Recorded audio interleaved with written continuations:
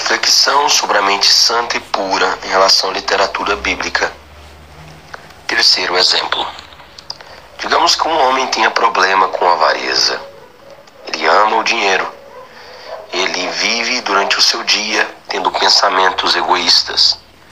Ele planeja até o que dizer quando encontrar com um mendigo, com alguém necessitado. Ele passa o dia inventando desculpas, planejando que quando ele encontrar alguém que lhe pedir dinheiro, lhe pedir comida, lhe pedir roupa, lhe pedir qualquer coisa, ele já está com as frases prontas. Não tenho, não posso, estou ocupado, tenho o que fazer, hoje não dá. Enfim, certamente isso é algo pecaminoso, algo que um cristão deveria se envergonhar, caso esses pensamentos estejam constantemente nas suas mentes. E acredite, isso é bastante comum. Muitos que se dizem amar a Jesus Cristo passam o dia inteiro pensando em formas de acumular mais bens e de maneiras de negligenciar a ajuda ao próximo. Alguns começam a fazer contas, começam a fazer planejamentos futuros. E quando ele pensa no necessitado, pensa no aflito, pensa em um irmão da igreja, pensa em outra pessoa, logo, a sua natureza pecaminosa aparece. E o que fazer? O que fazer diante desses pensamentos?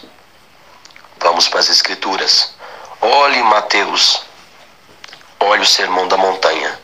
Jesus Cristo nos ensinando a buscar em primeiro lugar o reino dos céus e da sua justiça, nos pintando um belo quadro, nos falando das aves do céu e dos lírios do campo. Vem comigo nesse deserto, venha comigo nessa montanha. Olhe os passarinhos cantando, olhe eles voando para todos os lados, e o Senhor soberanamente lhes dando alimento, lhes dando comida.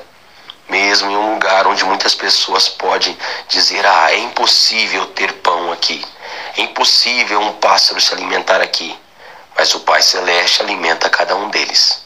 Assim disse o próprio Deus, Jesus Cristo. E os lírios do campo? Quão poderoso é o Criador. Aquele que provê roupas para os seus filhos, para os cristãos. Essa imagem do Sermão da Montanha em Mateus é absolutamente indispensável para aquele que é avarento na sua mente.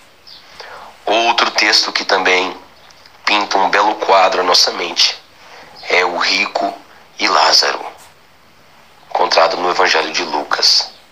Certamente é bastante aterrador e assustador a visão de um rico gritando no inferno.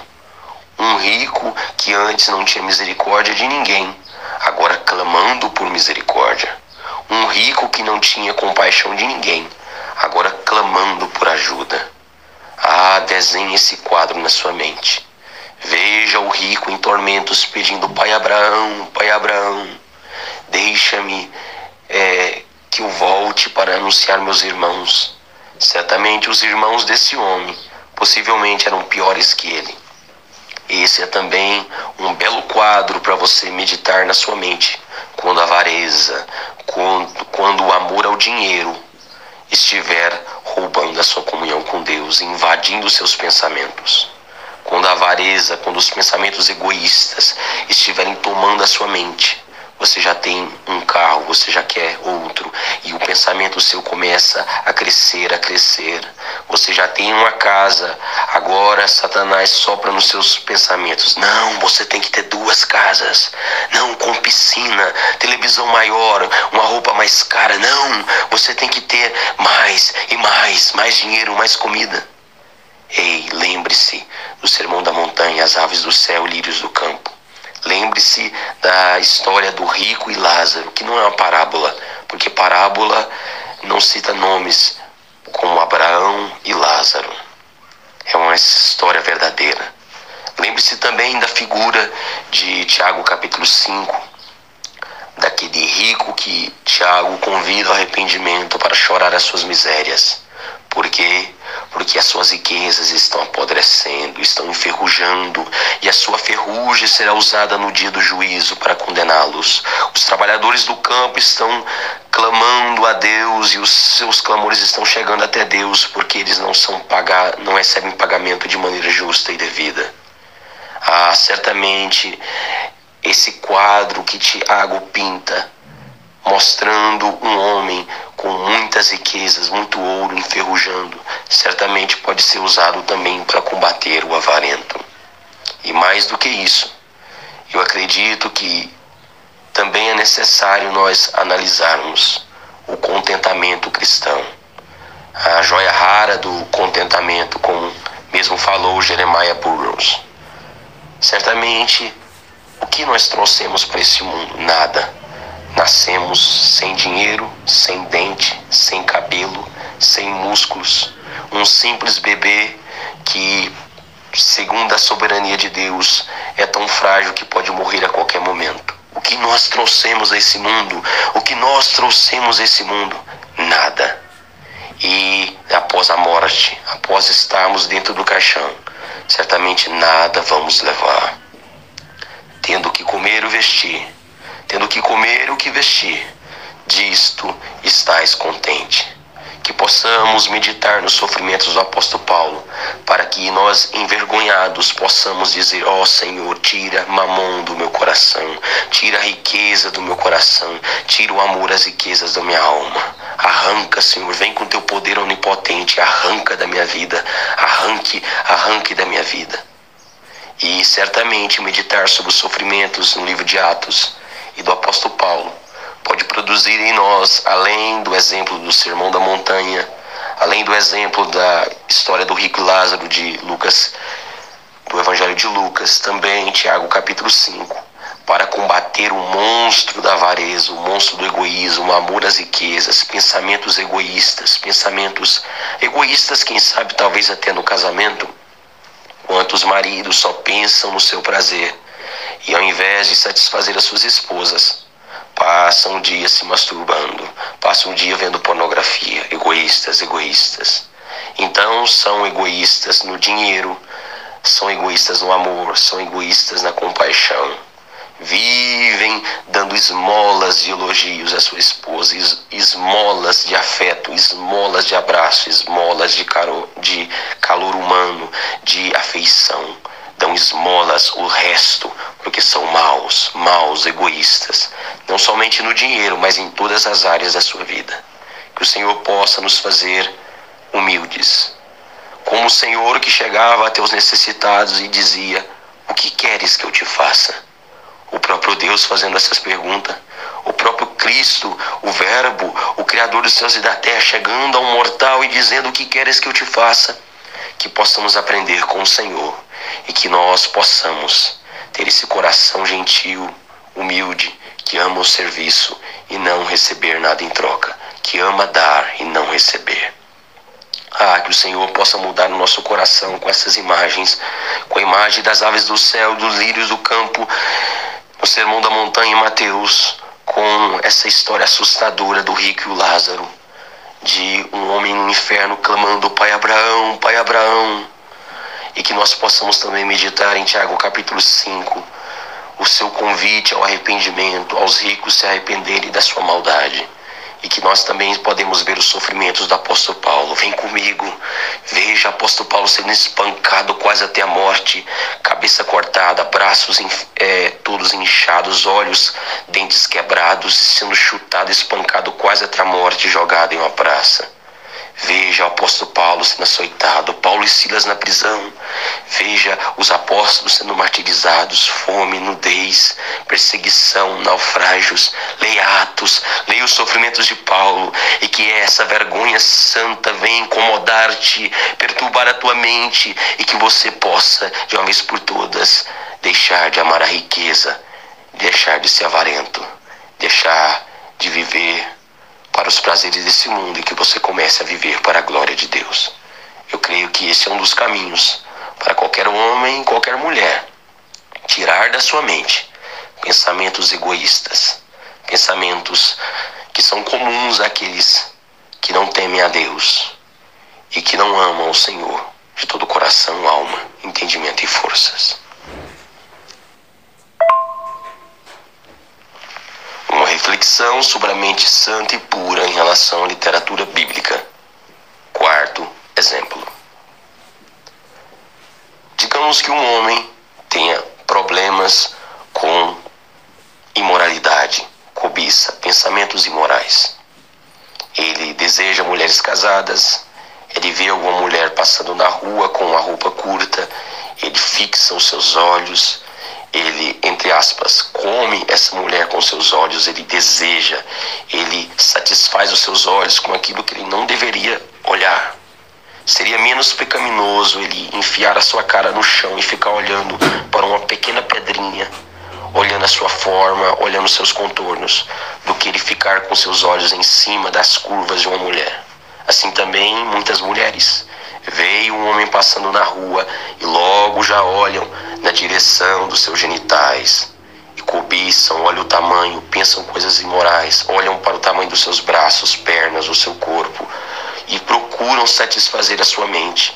Seria menos pecaminoso para essa mulher ficar olhando para a sua própria mão, ou então para o chão, quem sabe olhando para o céu, para uma folha de uma árvore. Seria menos pecaminoso para ela focar nesse objeto e começar a arrepender-se do que continuar olhando para um homem, seja ele solteiro ou casado, e pensando coisas imorais.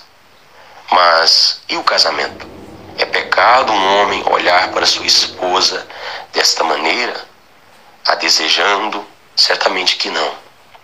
Eis aqui a vantagem daqueles que são casados, podendo desfrutar da beleza, da nudez, das formas que o Senhor soberanamente deu ao seu cônjuge, ao seu esposo ou à sua esposa.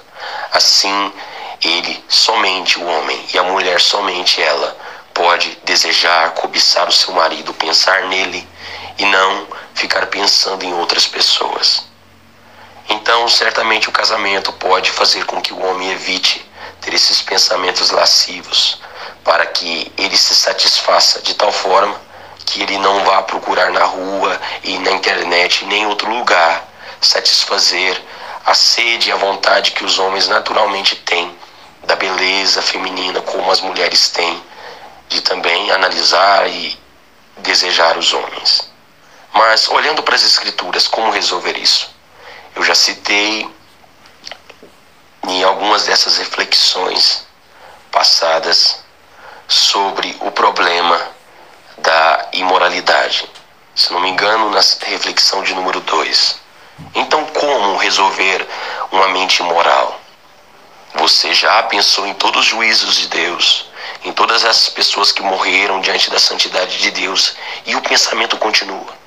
A sede de pecado, os pensamentos imorais, as memórias.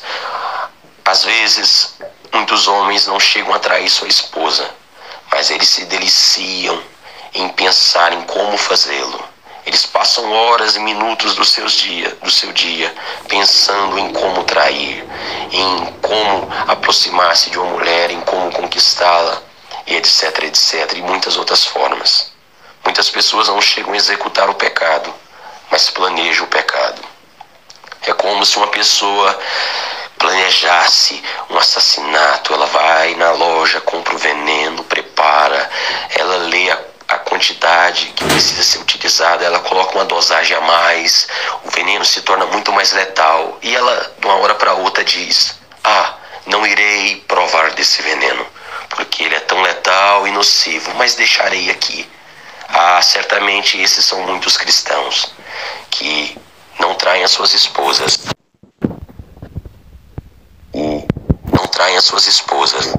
mas durante o dia ele vai criando venenos, e uma hora esse veneno irá destruir muitos lares e famílias.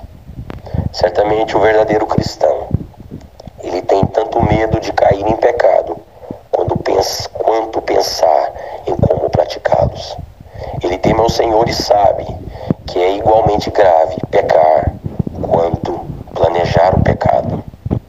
É como se você estivesse falando seus pensamentos para Deus, já que Deus olha os nossos pensamentos. Porque muitos homens acham que os seus pensamentos não são como audíveis para Deus. Eles pensam, ninguém por perto escuta, eles acham: estou imune da visão de Deus. Mas certamente o Salmo 139 pode nos ajudar a começar a nos libertarmos disso. Conhecendo a santidade de Deus e o juízo de Deus, Quem sabe para você isso não foi útil. A tentação persiste. Os contatos de pessoas que você nem deveria ser amigo persistem no seu celular. Você ainda segue essas pessoas na internet, Instagram. Você ainda não se afastou delas. Certamente a tentação está ali, só te esperando. Basta uma ligação, basta uma mensagem. Mas por que não, digamos assim, funcionou a minha primeira reflexão em relação à questão de pensamentos imorais? Porque certamente aquele que não ama o Senhor, aquele que não ama o seu amo, o escravo que não ama o seu senhor, nem todas as chicotadas do mundo, nem todos os açoites, nem todas as prisões, nem todo o trabalho debaixo do sol, carregando muitos feixes de trigo, madeiras, nem todo o trabalho, nem todos os açoites, nem todas as prisões, nem todos os jejuns forçados poderiam transformar a mente de um escravo que não ama o seu senhor. Amor a Deus, amar a Deus. Eis aqui a solução para aquele que, mesmo depois de meditar em grandes juízos de Deus, ele não conseguiu se libertar dos pensamentos lascivos. Pense na cruz de Cristo. Olhe para suas mãos furadas. Veja, ele não é digno da sua santidade, da sua fidelidade. Será que as suas mãos furadas não são suficientes para te fazer nunca mais cair no pecado da masturbação e da pornografia? Será que as mãos furadas de Cristo não são suficientes para santificar seus dedos em só digitar coisas santas? Será que as mãos furadas de Cristo não são suficientes para que você nunca mais digite palavras no Google ou na internet como sexo, pornografia ou os famosos 3xxx? Será que as mãos de Cristo furadas não são suficientes para você apagar do teu histórico, para apagar da aba de favoritos o site Xvideos e tantos outros sites pornográficos? Será que o RedTube não tem que sair do grupo dos seus aplicativos, olhando para os pregos atravessando as mãos daquele que você diz amar? Certamente não falo com aqueles que não amam o Senhor. Esses, nenhum açoite do mundo, nenhum juízo do mundo, nenhum Nadab e Abiú pegando fogo, a sua pele queimando como se fosse um frango sendo fritado em uma churrasqueira. A sua pele começa a embolorar, começa a arder, a derme, a epiderme começa a ser afligidos pelo fogo da presença do Senhor. Nadab e Abiú grita, Arão chega correndo e fica em silêncio. Nem todas as visões dos juízos de Deus, nem o grito de Ananias e Safira antes de morrer, nem o silêncio depois deles caírem no chão. E Pedro dizendo, enterre-os. Nem essa visão assustadora de Herodes sendo comido por bichos saindo da sua pele, entrando pela sua boca, saindo pelos seus olhos, pelos seus ouvidos, bichos comendo a sua pele, ele gritando, e todos olhando para aquele pecador recebendo o juízo de Deus. Certamente nem isso funcionará quando o homem não ama o Senhor. Mas apenas um versículo da Bíblia, apenas um olhar, apenas o olhar do Senhor quando contemplou Pedro após negá-lo, já é o suficiente para fazer as entranhas de qualquer cristão que ama o Senhor doer e se contorcer todo. Certamente não é necessário ver Ananias e Safira caindo mortos. Certamente não é necessário ver Herodes ser comido de bichos. Quando se ama o Senhor da glória, quando se ama o Cristo, o Cordeiro de Deus, manso e humilde de coração, que teve o seu rosto cuspido. Será que os olhos cuspidos de Jesus não é o suficiente para santificar seus olhos? Será que a coroa de espinhos não é o suficiente para que você rejeite todas as coroas e glórias desse mundo? Será que os seus pés furados não são suficientes para santificar teus pés, os teus caminhos, os lugares que você anda? Será, ó cristão, que o deboche dos soldados dizendo salve Jesus, o rei dos judeus, será que isso não é suficiente para você suportar a humilhação de muitas pessoas que te chamam de gay, de homossexual, de pessoa que ninguém quer, como o mundo mundo zomba dos cristãos solteiros, dizendo: você não é homem, você não é mulher, você é tão feia que ninguém quer te pegar, você tem aparência horrível, aproveite a vida. Ah, certamente, unimos a Cristo nos seus sofrimentos, olhando os soldados romanos zombando dele, e dizemos: o que é meu sofrimento no celibato comparado aos sofrimentos do Senhor? O que é a minha vida sem prazeres comparado com a vida santa de Cristo e o sofrimento dele naquela cruz? Olhe para a cruz, olhe para a cruz se os pensamentos imorais te seduzem, olhe para a cruz se a imoralidade, a lascívia rouba teu coração e teus pensamentos. Olhe para a agonia de Cristo, veja o Cristo glorioso naquela cruz sangrando por ti, pecador. E se isso não bastar, e se isso não for suficiente, nada mais te fará vencer a imoralidade. Te fará ser um homem santo, que ama somente a sua esposa e mais nem outra mulher, que ama somente o seu marido e mais nem outro homem.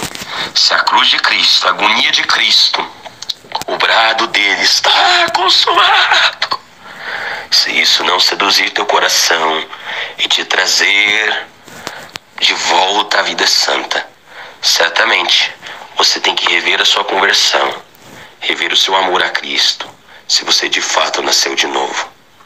Que você possa contemplar a cruz de Cristo, se os pensamentos imorais estão te seduzindo e te roubando da comunhão com Cristo.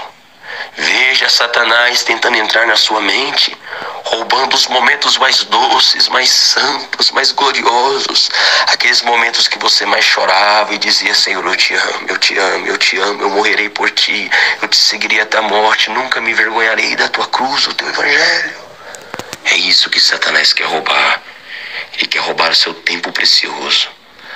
Consagre seus pensamentos ao Senhor, cristão.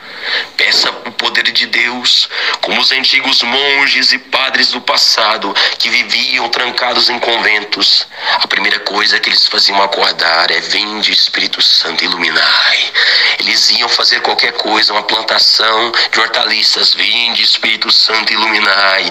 Eles iam fazer qualquer coisa, costurar uma roupa: vinde Espírito Santo, iluminai. Eles iriam alimentar os pobres e diziam: vinde Espírito Santo, iluminai. Faça isso constantemente. Senhor, traga luz para que eu veja todos os dias a tua gloriosa cruz e que eu fique novamente sem palavras diante do teu amor por mim, e que eu possa retribuir, deixando para sempre esses pensamentos imorais e pensando coisas, como o apóstolo Paulo disse: tudo que é bom, amável e de boa fama, nisso pensais. Amém. Obrigado, Senhor, por tua palavra. Obrigado, Senhor. Faça-nos santos ou nos mate. Faça-nos santos ou nos mate, Senhor, porque não vale a pena viver